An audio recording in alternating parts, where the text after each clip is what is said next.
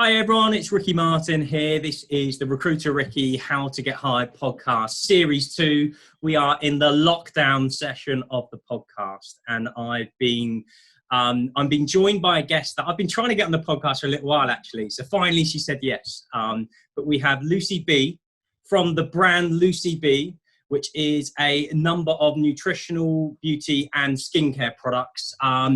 Interestingly, an entrepreneur who set up a company the same year as I did in 2012. So Lucy, welcome to the podcast. Hello, thank you for having me. I'm glad I've locked your time down at last. Yeah, I know. It's been a while, hasn't it? It has been a while, but it's series 2, which means we've got a bigger following now. And I think your story is, I don't say this in a way to kind of butter anyone up because people always hear this as an entrepreneur. Your story is inspirational, but I don't say that like everybody throw that. You're in a competitive marketplace and in a short period, you've made a great impact. And that to me is an inspiration. So I'd love to hear a little bit more about your story. And then what I'd like to do is looking at that story, try and relate it to people because you've had to work with other people to get to the success that you are. And there's some people close to home you do that with, and there's some well-known faces that you do that as well. So I think the story is great. So for the benefit of all of our listeners / viewers, for those that might look at the visual side of this, do you want to just tell us a little bit more about the Lucy B story?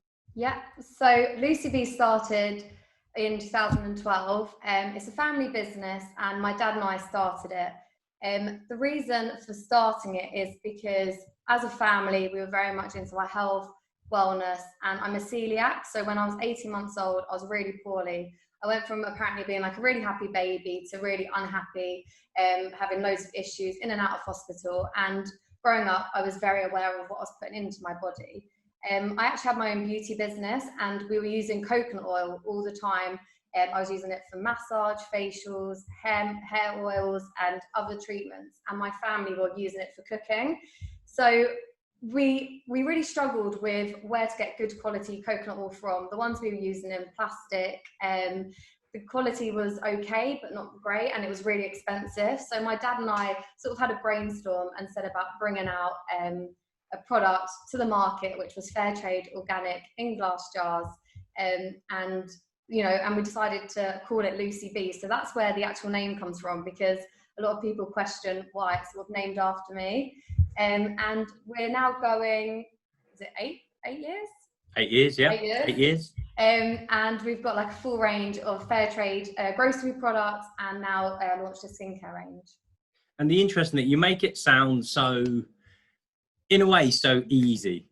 And what I mean by that is 8 years on, we've got all of these products, but it's not easy to do what you've done in a competitive marketplace. Particularly as you say, there were a couple of products in what you did that were really expensive. And dare I say, there are consumers out there, myself included, were probably uneducated on, well, why would we use coconut oil, which to some is either a bit odd or to some a bit expensive when I've got another traditional option. So how were you able to convince your consumers? Because it was a big thing to do for people to move over to such a product like that. For us, we actually undercut the two that were on the market, and we were the best quality on the market. But yeah, I'll go back to that, saying it was in the early days, I had my own beauty business, and I actually did that for 2 years into Lucy B.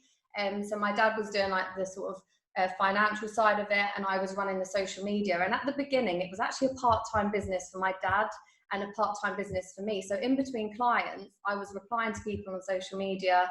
I was chatting to my dad after work, and we were really coming up with different ideas on how to sort of move it forward. And I think where we were different was in the early days, I was, well, as I am now, I used Twitter, and even though it was a jar of coconut, I never planned to have my face anywhere. I was replying to customers as myself. I was having a laugh with them and really engaging in them. I think something that I've always found I've had, and this is why I love doing beauty, was I've got good customer service. So even if we had 5 followers, I would go back to them every week, see how they're getting on, give them a new recipe to try, and I really engaged with people. And I think people saw past the fact that we were a coconut oil jar, and we started getting more followers from that. So I think that sort of really helped in customers believing in what we had to say, because I spent the time educating them, telling them about the products, putting out free content. We've always given out free content for people, because I'd rather them use a product than buy it once and it grows dust. I want people to get the most out of stuff. So I think that's what converted people from, okay, even the fact that it's a healthy fat, like people started to know that and the importance of it. So rather than just using cheaper frying options, actually I'm getting the benefits of these good fats. They're not only good for me internally, they'll give me energy, they're good for my hair and my skin. So I think that really showed through social media, and people started to buy the products and obviously recommendations for their friends and family. Well, I think there's nothing more important than, as a consumer, you want a product that works. Absolutely, you do. You want to understand the product. And I think these days you want to be able to relate to it. So the fact that you've been able to add a story to that, and I don't mean IG stories, which you do a lot now, but actually at the time you put a story, you put a face on the product. You're going to probably laugh at me saying this, but Mr. Kipling might have a name, but I've never spoken to or interacted with a Mr. Kipling when I buy those cakes, right? So in a way, what you've done is you've made it relatable to consumers. And you've embraced the world of social media, which I know a lot of people try and do now. But in 2012, yes, I mean, that was the year when I set up the business, I actually went on Twitter for the first time. I didn't really know what that was, but it was the time where those things were starting to be used very, very well to interact. I mean, how were you able to, you say if you just had 5 followers, you were able to interact with those 5, provide free content, stories. How did you able to get that following? Because if you look at yourself, you've now got 150,000 plus followers on your Instagram before we look at your other platforms. How did you able to scale up your following in order to get your product out to more consumers? It was doing content daily. So even though to be honest, I cringe more now that I've got more followers and the engagement's rubbish than then. Like at that time, I was just doing it because I actually really enjoyed it. It was kind of a document. It was me documenting our new business. It was quite exciting, telling people about the products. But as I like before, we used fitness people or other people or nutritionists to actually be the face of the brand. So it would be their name and their bio, because I never planned to have my face anywhere. I know that looks very different now because I'm everywhere, but I never had the confidence. I didn't think I was good enough to be the face of it, even though it was my story, which is, it's just, I was 22 when it started. So I think I was kind of in a weird place, you know, with my sort of self belief for, you know, what I thought of myself. But what we did was, I think people, you know, customers talking to their personal trainers. So personal trainers that got in touch, I'd always send them a jar, because then they'll talk to all their customers in the gym. Nutritionists, we used to send out so much free product. We did a 12 label scheme. So if you bought 12 coconut oils, we'll send you a free jar. So it was getting that sort of brand loyalty to us. And I think just constantly, daily, putting on different content, getting back to everyone, even people who said they were unwell, I would write their name down in my notebook. And like 2 weeks later, or whatever it was, if they had an exam, I'll message them saying, good luck with your exam. And it was like the beginning. I think it's key to get that. And I still try and do that now to this day with certain things. If for instance, a male customer has bought the skincare, I want to follow up because he's asked me loads of questions. He's really intrigued. He wants to try it. He wants to see the benefits to his skin. And he's actually really taken interest in this. So I'll follow it up to make sure that they're happy with it. Is there anything I can help with? And I really do think that sort of customer service base, if you're doing social media, is so important, and actually invest in time. It's not just about great content. It's actually about the after effect of your followers or your customers and listening to them. So I think that's really how it grew. And then influencers got on board. Celebrities were using it. Joe Wicks, the body coach. It was early on when he was actually started around the same time, and he was using the products. He was growing followers really quickly. And we had so many rugby players, England rugby players, using it, and their nutritionists advising them to use it. So we had such good press, and we never had PR company, but it looked like we did because we were everywhere, which was incredible. So I think that's kind of how we built our following.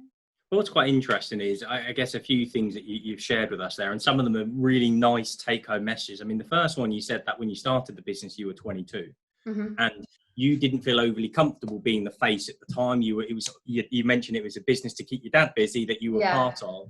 I think what's nice for people to see is when they start their career, whether it's as an employee or to set up their own business as an entrepreneur, you don't have to know all the answers. You don't have to be the most confident person in the room. You have to have an idea which you are passionate about because of your own prior celiac from when you were 18 months. I think that's the thing that people can take inspiration from, that you don't have to have all the answers. And I say this all the time today. So look, even to the guys that work with me, there's 50 of us here, and I say, look, I don't know all the answers. We are figuring them out together. All I want people to be is solution focused. How can we make this work, as opposed to what are the reasons why we can't? So there's a lot of comfort I think people can take in that. And when you're talking about social media, what I loved is, as you say, it's not the follower count and how great things are to the outside world in this Instagram world where we all want it to look shiny and no one says bad things anymore.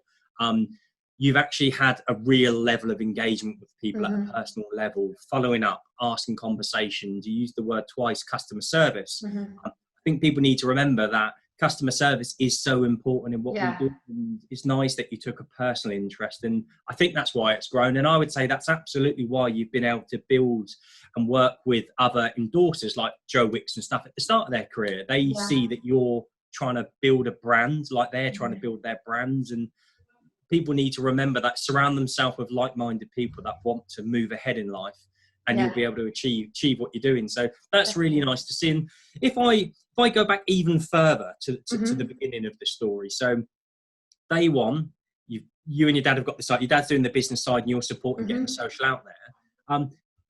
The hurdles to getting that product to market, even though, as you say, you want to get a better quality, cheaper product than the competition that are out there right now, it still can't be easy procuring the ingredients, being happy with it, making sure that it's in what you like, and then having enough money to get it out. How did you overcome those early hurdles?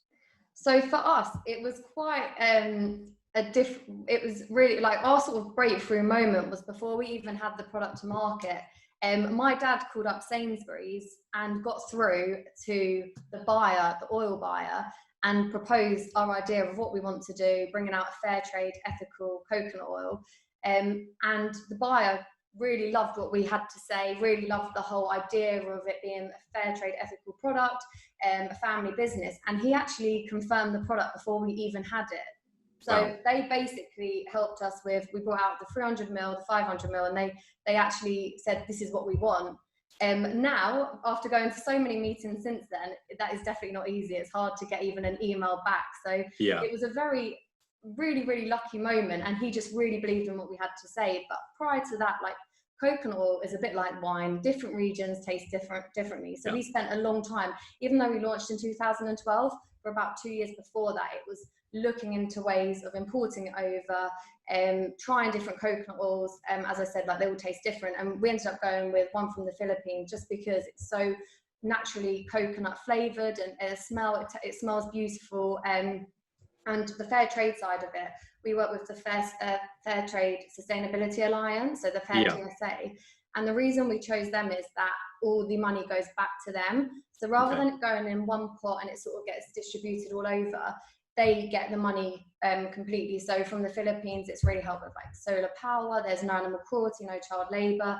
There's helping with farming, insurance of their crops and themselves. And you really see firsthand how the premium helps. And we just pay an extra 10%, an extra 10% on the coconut produce to get it over. And that just makes such a difference. So there was a lot of working out how to do it in the early days.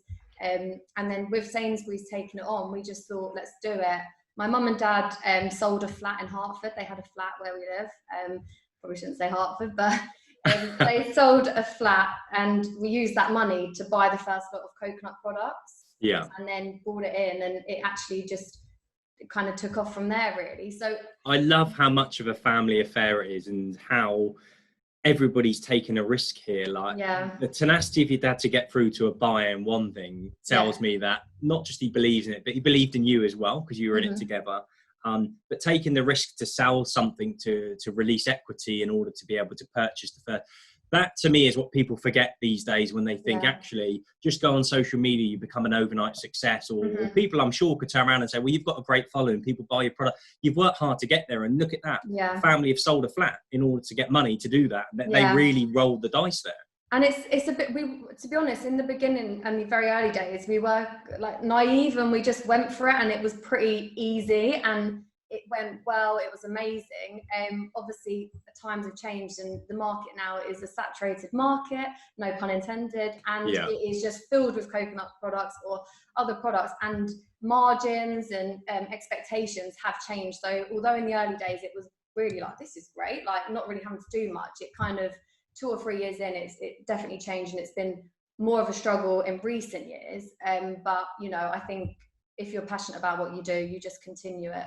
That's But let's be honest. Yes, those things are all, I think any young business and new business needs to be agile as it grows in order to stay afloat. And a lot of businesses don't succeed in the first few years. And likewise, as an employee looking for work, sometimes it takes a long time to build that bigger career. You don't get it instantly. But what you've done is you've been true to your customers. And I think as an employee, you need to be true to who you are as a person. I think that's very important, like you've done with your brand. And you've had to come out with other ideas and innovations to keep moving ahead. And the fact that you're still here 8 years on, making a real success of it, that's a great story. And it's the same with anybody looking for a job. When you start your career, you're not overnight success. You need to build it and keep building it, learn new skills, try new things, just like you've brought out new products.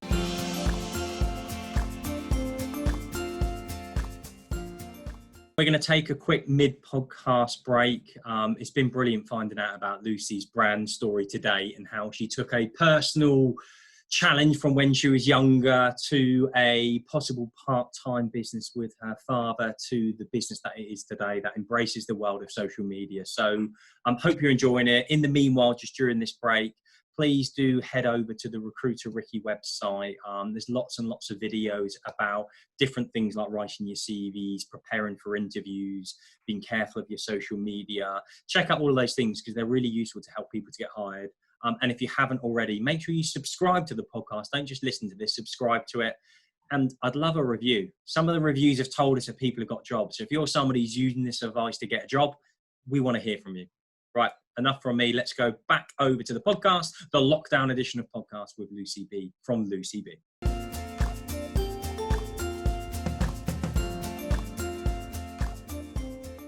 So let's move a little bit closer to now.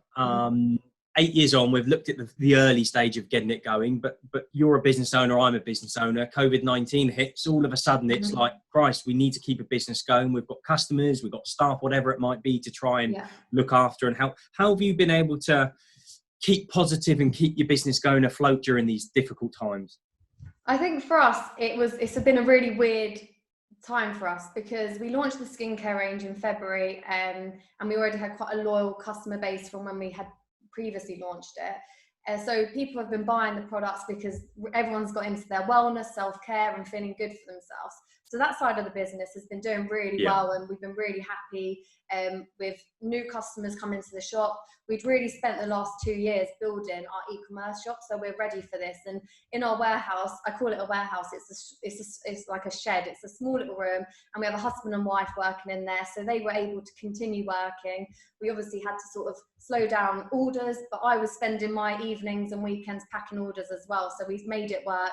And then on the other side, we have the grocery products, which unfortunately with the stockpiling and everything else, everyone went crazy for them, and our shipment from Manila was delayed, so we still haven't got the product. So we're out of stock with a lot of our groceries.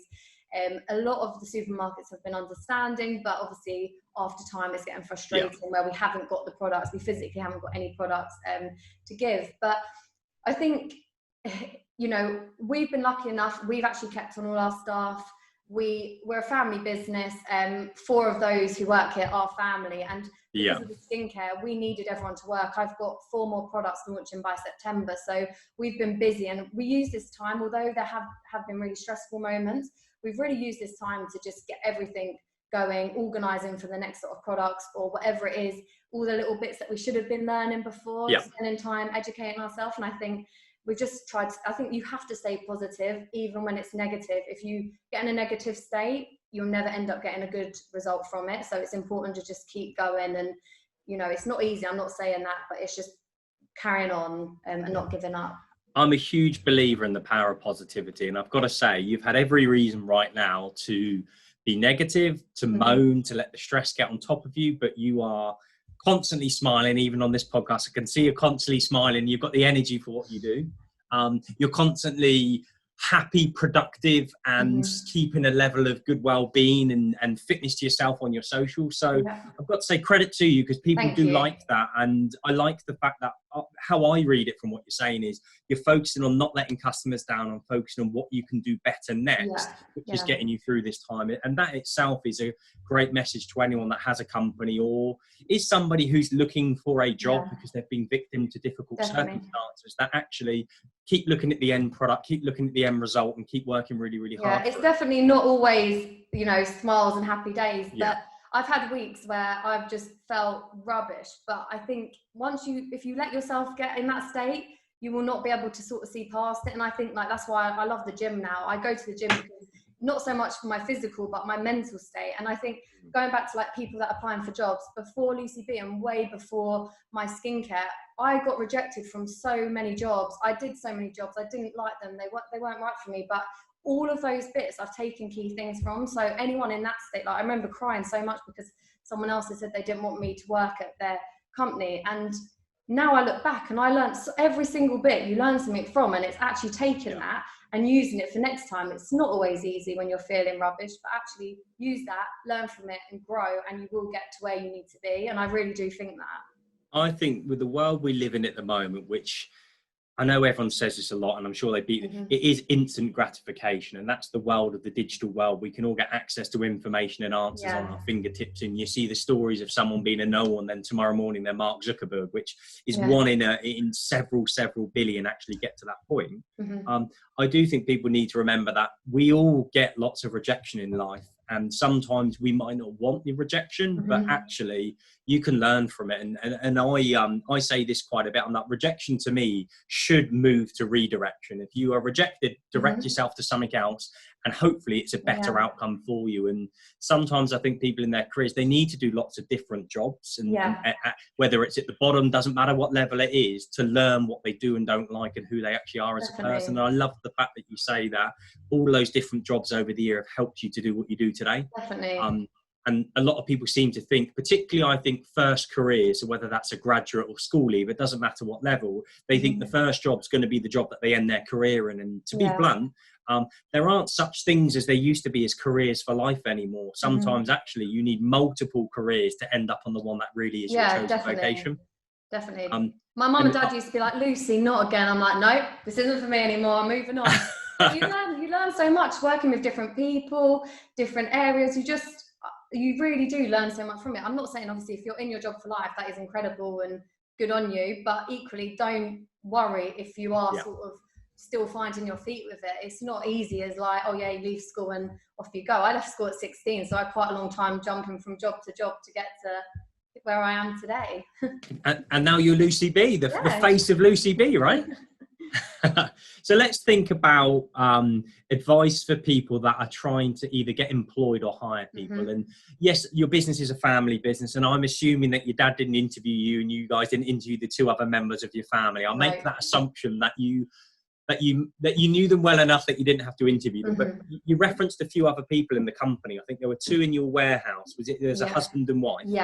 And what's nice is they've still been working during this time, because the impact as an employer you could have made them is if you put them both on furlough or let them go, that's two people in the household that both lost their income. It's nice to see they've had that. So in terms of when you're looking to appoint people that have helped you to get to where you are today, what did you look for in the person? And second question, what do you look for if they give you a CV to read? So for me, it's so important that it's someone that's adaptable, they're easy to get on with, and they've got an actual interest in the job.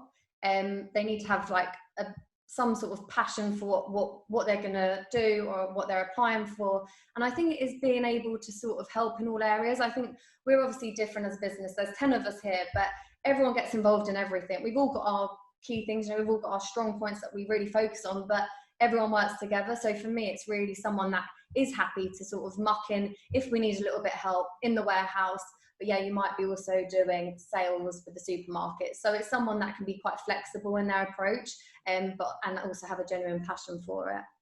And what about, so that's the person, and you could see that if you met them, whether that's an interview or however that is. What if they literally said, Lucy B, love your brand, this is how much I love the brand, blah, blah, blah, whatever they present to you to get in front of you, have a look at my resume, my CV. What will jump out to you on that bit of paper? Because unfortunately, there's no personality, there's no person. I think for me, it is seeing what they've done before, so their past experience, and tying that into how they'll be able to help. I don't always think it's necessary that they have to have the skill, like obviously they'll need the skills. If it's graphic design, they'll need the skills, but actually it's seeing what they've done before, how long they've been at each job for, and what those key bits are that are going to help us as a business to move forward. So that's what I really look for in a CV. You're looking for them to show you a bit of loyalty and a number of different ingredients that you would hire. And one thing I liked that you shared about the person that you hire is, I think it's true for any SME company, any small and medium-sized enterprise. When we hire staff, we hire people, yes, to do a job that we've defined as the job that we do, but they have to be adaptable enough to do anything. I mean, an example, I've started getting my office socially distanced, and I've got a couple of people in here to test it. First thing I did when I turned up this morning, I turned up, left my house, and I bought the watering can, because all the poor plants in the office have had a tough time during this period. So everyone's turned up thinking, what are you doing? And I'm watering the plants first. It is a reality that the small organisations, we're not saying you need to be a jack of all trades, but you need to be able to help out whatever the task is to get the job done. And I think people, when they go to work for a company, sometimes they forget that. They think that the job description is my job. Actually, you're a part of the company. And it's good to have confidence, but not where you think you're better than. I hate that in a person, like when they think they're too good to do something. Like in the early days of lockdown, we were busy with orders. I spent every Saturday and Sunday packing orders.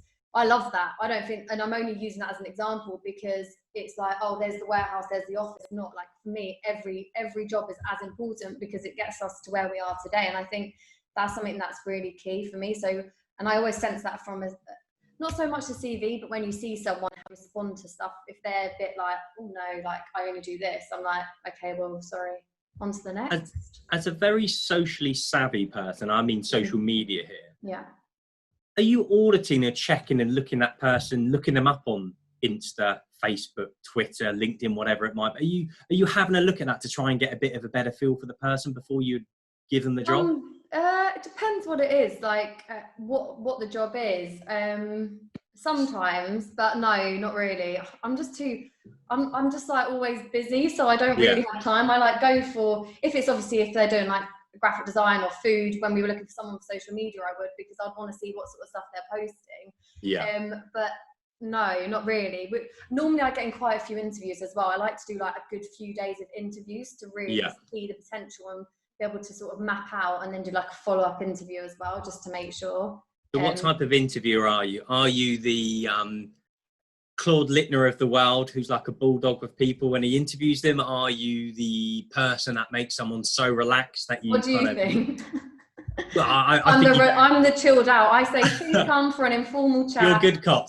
I honestly, like, obviously if someone's sort of giving it back, or they're being a bit like, I don't know, but to be honest, I'd rather people feel relaxed, because at the end of the day, I want to get on with this person. I want everyone in the office to get on with them. And I've done it before. I went for interviews and I was not me, because I could just tell the sort of person that they probably wanted. And I left the job after a couple of days because I pretended to be someone that I wasn't. And it doesn't work out. So I think for me, I'd rather them feel completely relaxed.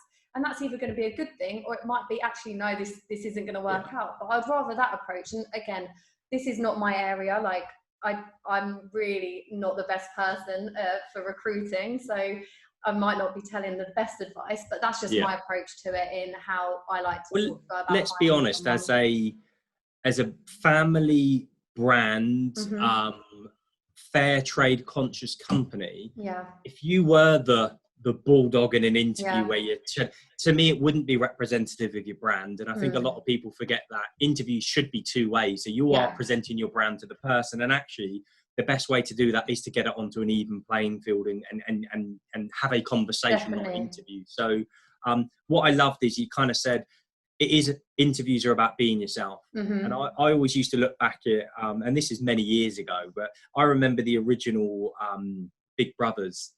They were a social experiment to get interesting people. And then what it turned into is people who faked it to get on it and then weren't themselves. And you could see that. And an interview can feel like an artificial environment. And you are your person when you start the job. And it doesn't surprise you if you said you were someone else to get the job and then left very shortly. That happens a lot. So I guess the advice to people is be yourself at the interview.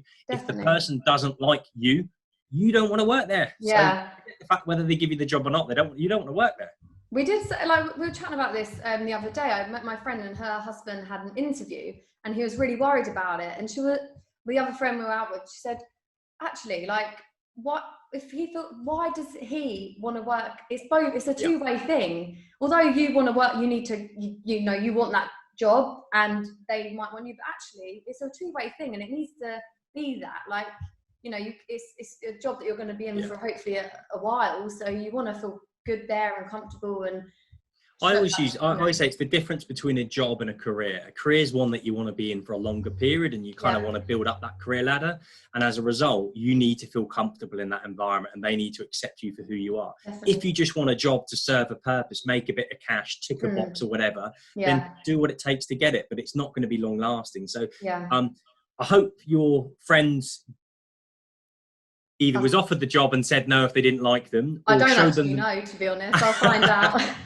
You should definitely find out. And I talk to companies about this all day long. And I recruit in an industry, which is the pharmaceutical industry, which mainly makes medicines, but also makes consumer product. Yeah. And it's a big difference between the medicines company that are very old school, one-dimensional with interviewing, and a consumer good product, which is brand orientated and people focused. So there's a difference between technical interviews and behaviors. And but I always say, look, skills one thing, your CV gives that. Will's another thing. That's your personality. So get in touch with them after, see if they got the job. And do you know, I really hope that they went in there, realised that person wasn't accepting them. They were offered the job and they said no because they realised it wasn't for them. That's what I hope to an extent. And that will be the company learning. So any other bits of advice you give to people either at the beginning of their career, later of their career, whether they want to set up a company or just get a job? Any advice to help them in the future? I think it's obviously really important to understand what you want to achieve with your product. You know, what is your USP like with the product?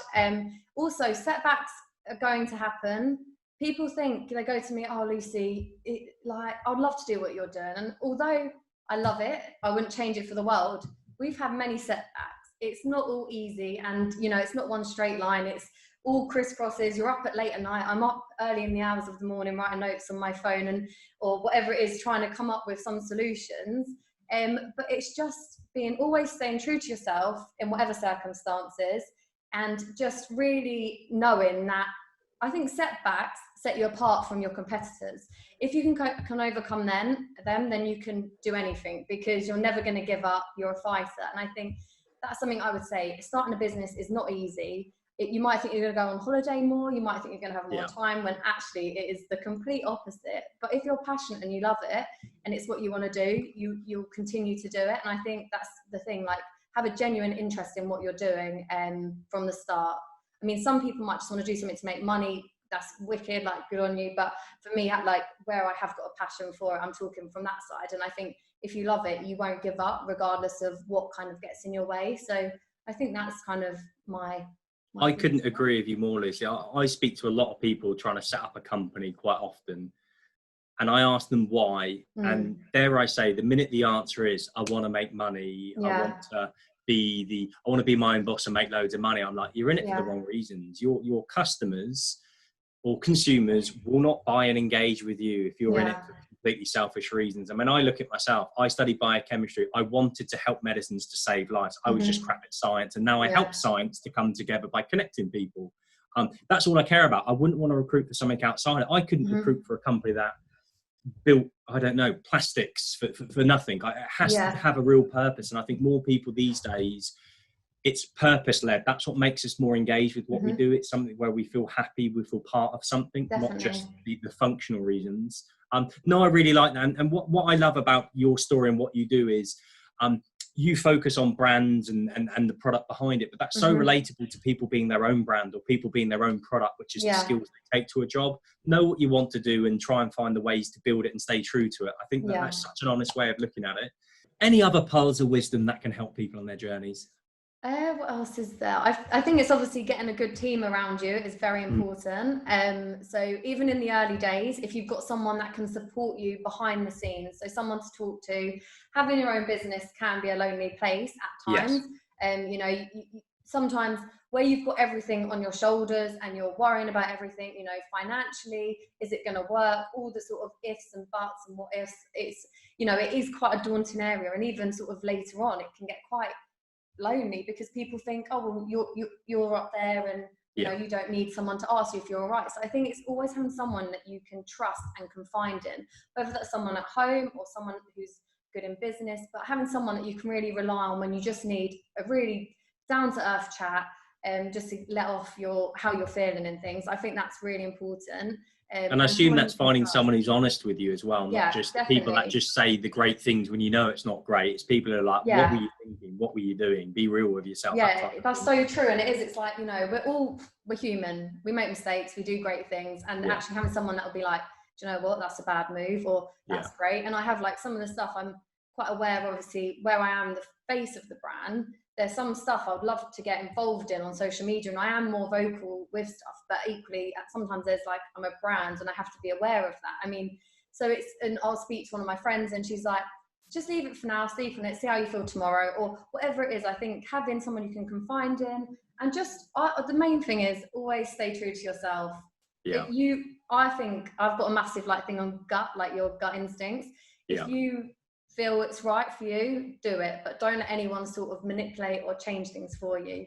Don't let anyone hold you back. Yeah, just go for it. Honestly, go for it. I was so stressing about this podcast, but I've loved it. So don't say no. Say yes to everything, unless it's not the right thing for you. Of course, yeah. Say no to some things, but the things you Mixed really want. message there, but you know, go for it. No, but generally, thank you so much for talking me through your story, because I particularly love the fact that we started companies in the same year, and it's great to see how people evolve and do different things. And I love the way that you've been able to build your confidence through what you're doing, become a face of the brand, enable the social digital world, but still keep true to that family values you've always had. And I think people in their careers, whether they want to run companies, represent brands, or just be a great employee, have to do exactly the same. So thank you. We're going to move over in a minute. Once we conclude this, we're going to do our quick fire session in the moment, which I'm really looking forward to doing with you. But in the meanwhile, good luck with everything else you're doing during these times. I do wish you good luck for the extra product ranges that you're coming out of later this year. And hopefully when this is all over, we can meet up and say hello, because that would be nice. Definitely. That'd be lovely. No, thank you. Okay, well, thanks for your time, Lucy. Good luck with the rest of the brand. Thank you. Thank you.